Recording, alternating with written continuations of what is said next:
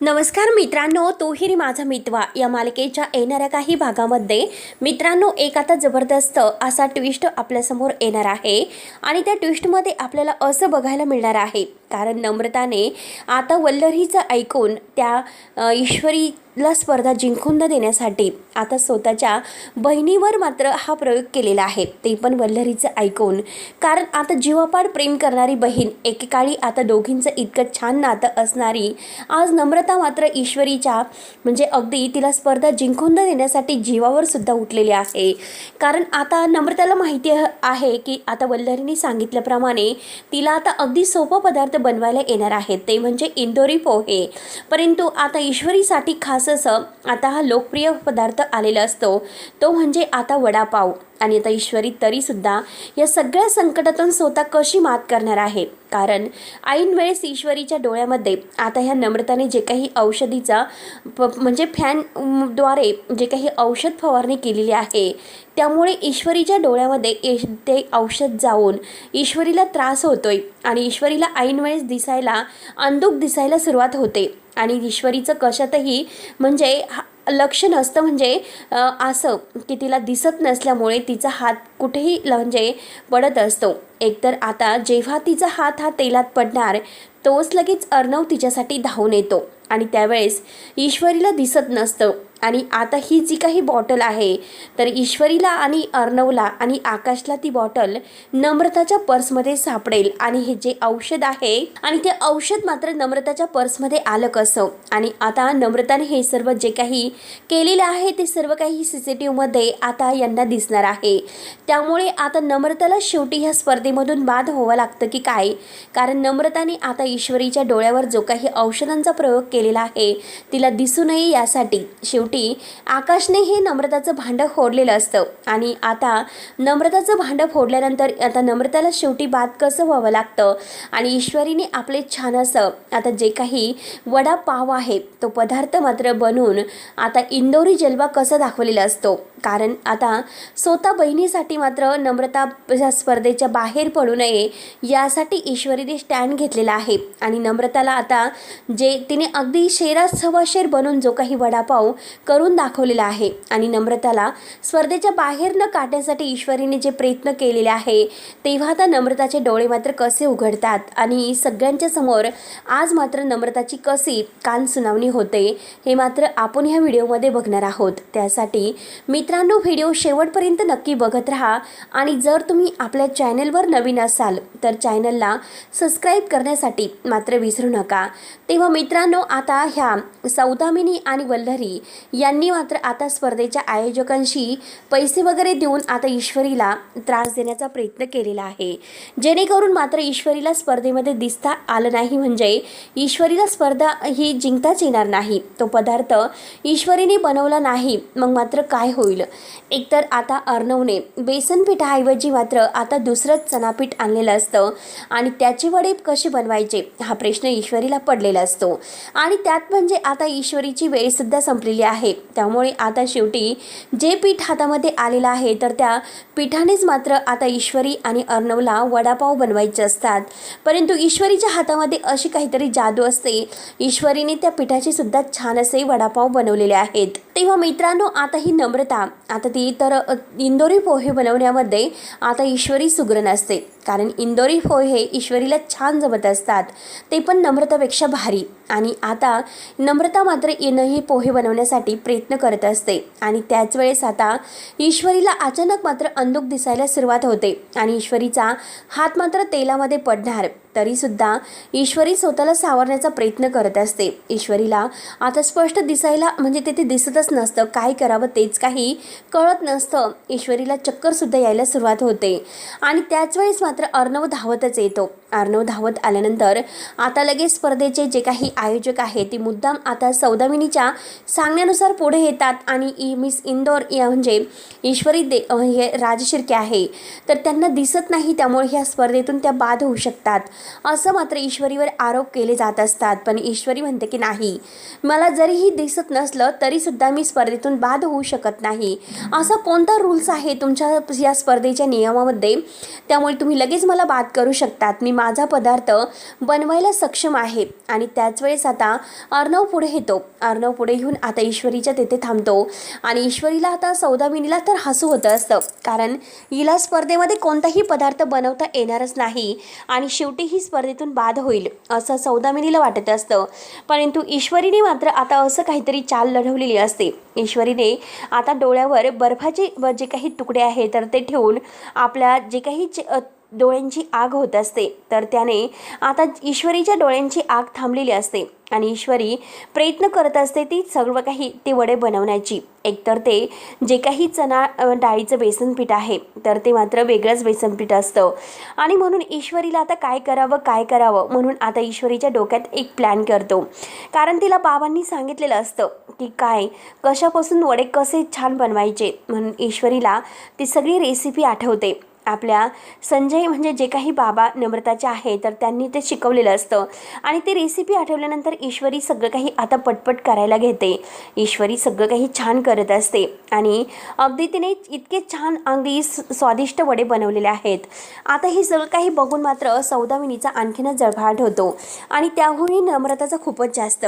तेव्हा आता नम्रता आता थोडीशी म्हणजे बाजूला बोलायला जाते, कारण आता वल्लरी तिला फोन करत असते. वल्लरी म्हणते की हे बघ नम्रता, ईश्वरीचा पदार्थ बनलाच नसेल आणि तुझा पोह्यांचा पदार्थ व्यवस्थित बनला असेल. आता आकाश मात्र नम्रताचं बोलणं ऐकतो आणि आकाश आता नम्रताच्या मागे असतो हे नम्रताला माहितीच नसतं. तेव्हा नम्रता म्हणते की आई हे बघा, मी मात्र खूप मस्त प्रयत्न केलेले आहेत आणि असे काहीतरी पोहे मी बनवलेले आहेत, परंतु आई ईश्वरीने तर कमालच केली, कारण आपण तिच्या डोळ्यामध्ये इतकं काही औषधांचा वापर करूनसुद्धा तिला म्हणजे तिला बघतासुद्धा येत नव्हतं, तिला दिसत नव्हतं, तरीसुद्धा ईश्वरीने मात्र ते वडे बनवलेत. जे काही तिला पाववडे आले होते तर ते पाववडे तिने बनवलेत. आणि आता हे ऐकल्यानंतर वल्लरीचा जळफळाट होतो. तर वल्लरी म्हणते की असं कसं होऊ शकतं नम्रता, तू तिच्या डोळ्यामध्ये औषधच व्यवस्थित टाकलं नसेल. आता ते जो काही ड्रॉप्स मी तुला टाकायला दिला होता तो व्यवस्थित तू टाकला नसेल. तेव्हा नम्रता म्हणते की नाही आई, तो ड्रॉप्स मी ईश्वरीला बाजूला नेलं होतं आणि ईश्वरीला बाजूला नेऊन आता जे काही रेस्ट रूम आहे तर तेथे मी तिला नेलं होतं आणि तेथे नेऊन मी तिच्या डोळ्यामध्ये बरोबर मात्र आता त्या जो काही फॅन आहे तर त्या फॅनच्या कूलरच्या त्या पाण्यामध्ये मी ते मिक्स केलं होतं आणि ईश्वरीला बरोबर डोळ्यात जाईल असं तिच्या चेहऱ्यावर धरलं होतं. तेव्हा ईश्वरीला दिसत नव्हते, परंतु आता जो काही घडलेला प्रकार आहे तर तो सुद्धा नम्रता तेथे सांगते आणि त्या अर्णवने ईश्वरीला सांगून बरोबर मात्र दोघांनी एकत्र ते वडे बनवलेले होता. हे ऐकल्यानंतर आता नम्रताचा जळफळाट होतो. तेव्हा आकाश हे सर्व ऐकतो. आकाश म्हणतो की नम्रता, तू असं वागलीस ते पण आपल्या बहिणीशी, म्हणजे तू आईचं ऐकलं आणि ईश्वरीच्या डोळ्यामध्ये ते ड्रॉप्स टाकण्याचा तू प्रयत्न केला की जेणेकरून ईश्वरीला दिसणार नाही, हे सगळं तू केलं तर. तेव्हा हे ऐकल्यानंतर आता नम्रता लगेच आता गार होते. नम्रताला धक्का बसतो, काय करावं तेच काही कळत नसतं. आणि आज मात्र शेवटी आता हे सगळं तर आता ऐकलेलं आहे, आता काय करायचं नेमकं आता काहीच कळत नसतं. तेव्हा मात्र आकाश लगेच नम्रतेचे एक सणकणी कानामागे ठेवून देतो आणि नम्रता, तू इतक्या थराला जाऊ शकशील मला वाटलं नव्हतं. आणि मॉम तुला तिकडून सांगते, मॉमला अक्कल आहे का? मॉम काय करतेस? आज जर ईश्वरी स्पर्धा जिंकली नाही तर आपली सात्विक फॅशन वाचणार नाही आणि आपल्याला रस्त्यावर यावं लागेल. तुम्हाला कळतं का तुम्ही काय वागतात? तेव्हा नम्रता पूर्णपणे आता तिला काय बोलावं तेच काही कळत नसतं. तर आता आकाश तिच्या हाताला धरतो आणि स्पर्धा वगैरे जे काही झालेली आहे तर त्यानंतर मात्र तो ईश्वरी आणि अर्णवला हे सर्व सांगणार असतो. कारण आता नम्रता पाया पडत असते की आकाश प्लीज असं काही करू नका, तुम्ही प्लीज मात्र सांगू नका, प्लीज माझं ऐका. आता हे सगळं काही झाल्यानंतर आता मात्र म्हणजे जे काही वडे बनलेले आहेत, आता ईश्वरीने बनवलेले जे वडे आहेत इतके स्वादिष्ट बनवलेले असतात. ईश्वरीचे वडे खाऊन आता जज आहे तर ते खूपच आता ईश्वरीचं कौतुक करत असतात, कारण आत्तापर्यंत त्यांनी अशा वड्यांची टेस्ट कधीच चाखलेली नव्हती आणि ईश्वरी मात्र आता इतके छान वडे बनवते. आणि जे काही सौदामिनी आहे तर ते सौदामिनीचा इतका जळफळाट होतो. आता सौदामिनी मात्र आता नम्रताकडे रागाने पाहत असते. तेव्हा एकतर नम्रताचं सत्य बाहेर आलेलं असतं. त्यानंतर आता हा पदार्थ तयार झाल्यानंतर सगळेजण ईश्वरीचं कौतुक करतात आणि सगळ्यात सगळ्यात बेस्ट पदार्थ ईश्वरीचा बनलेला असतो, त्यामुळे ईश्वरीचं फारच कौतुक होत असतं. आणि ह्या स्पर्धेची विनर आहे तर ती मात्र आता ईश्वरीच बनलेली असते.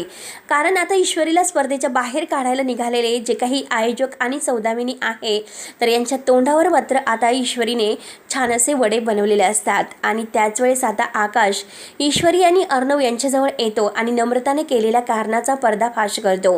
तेव्हा ईश्वरी म्हणते की ताई, तू असं काही वागशील मला अपेक्षा नव्हती, पण ताई मी एकदा तुला माफ करते. आता हे बघ, स्पर्धा आपल्या दोघांना सुद्धा जिंकायची आहे. मी कधीही तुझ्या आड येणार नाही. स्पर्धा तू जिंकली काय, मी जिंकले काय, आपल्याला एकच आपलं ध्येय आहे की आपल्याला आपली सात्विक फॅशन आता वाचवायची आहे. तेव्हा आता जे काही सात्विक फॅशन आहे तर सात्विका आईचा आशीर्वाद मनाला ठेवून आणि आता ईश्वरीने सात्विका आईचं अगोदर दर्शन घेतलेलं असतं आणि सात्विकाच्या आशीर्वादाने सात्विकाचं जे काही ध्येय आहे तर ते मनासमोर ठेवून मात्र ईश्वरीने छान प्रकारचे वडे बनवलेले असतात. आणि आता त्यानंतर जो काही पुढचा पदार्थ असतो तर तो म्हणजे आता ईश्वरीला खास असा इंदोरचं जिलेबी पदार्थ ईश्वरीने इतका छान बनवलेला असतो. आणि त्यात म्हणजे आता फॅशन शोमध्ये आता जे काही कारस्थान सौदामिनी करणार असते, कारण आता ईश्वरी मात्र जो काही फॅशन शोमध्ये आता ड्रेस घालणार आहे आणि तो ड्रेस मात्र आता ही सौदामिनी फाडण्याचा प्रयत्न करणार आहे. पण त्याच वेळेस आता अर्णव चलाकीने ईश्वरीने अर्णव ह्या स्पर्धेमध्ये बाजी मारणार आहे. कारण अर्णव नक्की काय चलाकी वापरतो आणि ईश्वरीला फॅशन शोच्या स्पर्धेमध्ये नंबर 1ने कसं आता स्पर्धा जिंकली जाते. एक एक करून आता असे अनेक चॅलेंज मात्र या स्पर्धेमध्ये ईश्वरीने अर्णव यांना पार करावे लागणार आहे. पण तरीसुद्धा सगळं काही पार करत ते आपल्या ध्येयापर्यंत पोहोचलेले आहेत. आणि शेवटी ते जे काही बक्षीस आहे तर ते बक्षीस तर ते मिळवणार आहे, परंतु ईश्वरी आणि अर्णव आत्तापर्यंत जे काही त्यांच्यासोबत घडलेलं आहे ते सगळं काही मात्र आता स्टेजवर आल्यानंतर सांगणार आहेत. आणि तेव्हा ईश्वरी आणि अर्णवला मात्र आता सगळ्यांची शाबासकी मिळून या स्पर्धेचे बेस्ट विनर म्हणून जे काही पारितोषिक आणि बक्षीस मिळालेलं आहे त्यात म्हणजे ईश्वरी आणि अर्णवच्या जोडीचं फारच कौतुक होतं. आणि नम्रताचा आता इतका जळफळाट होतो, परंतु नम्रताला आता आजीने मात्र एक सणकणी कानामागे दिलेली असते. कारण आता नम्रताने जे काही स्पर्धेमध्ये ईश्वरीला बाद करण्याचा जो प्रयत्न केलेला आहे त्याचा आजीला फार राग आलेला असतो. आणि आजी मात्र आता सगळ्यांच्या समोर नम्रताला आता कानामागे ठेवून देते. नम्रता, तू असं काही वागशील मला वाटलं नव्हतं. ईश्वरी आता घर वाचवण्यासाठी, कंपनी वाचवण्यासाठी इतके प्रयत्न करते आणि तू तिच्या आड येते, म्हणून मात्र आता नम्रताला या स्पर्धेतून बाद करण्यासाठी सुद्धा सांगितलेलं आहे. कारण CCTVमध्ये जे काही लक्षात आलेलं असतं, ईश्वरीच्या डोळ्यावर जे काही औषधांचा वापर करून तिने मात्र ईश्वरीला स्पर्धेमधून बाद करण्याच्या या फेरीतून जेव्हा आता नम्रता बाद होण्यासाठी आलेली असते, पण तेव्हा ईश्वरी पुढे येते आणि ईश्वरी पुढे येऊन आता नम्रताला यातून वाचवते. तेव्हा मित्रांनो, आता पुढे नक्की काय होतं हे बघायला विसरू नका. तोपर्यंत धन्यवाद.